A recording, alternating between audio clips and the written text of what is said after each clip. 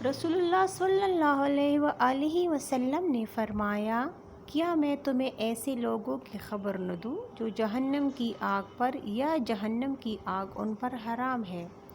جہنم کی آگ لوگوں کے قریب رہنے والے، آسانی کرنے والے اور نرم اخلاق والے پر حرام ہے۔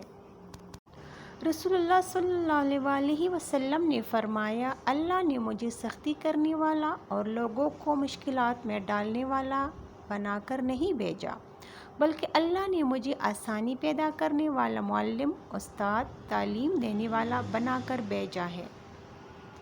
آپ صلی اللہ علیہ وآلہ وسلم نے فرمایا، 3 آدمیوں سے اللہ تعالیٰ روز قیامت کلام نہیں کرے گا: کوئی چیز دے کر احسان جتانے والا، جھوٹی قسم اٹھا کر مال بیچنے والا، ٹخنوں سے نیچے کپڑا لٹکانے والا۔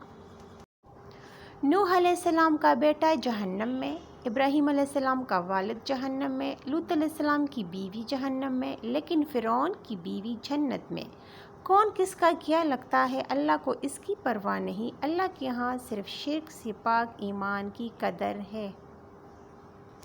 حضرت علی رضی اللہ تعالیٰ عنہ نے فرمایا، 3 طریقوں سے پریشانی خوشی میں بدل جاتی ہے: خاموش رہنا، خاموش رہنے سے پریشانی کم ہو جاتی ہے; صبر کرنا، صبر کرنے سے پریشانی ختم ہو جاتی ہے; شکر کرنا، شکر کرنے سے پریشانی خوشی میں بدل جاتی ہے۔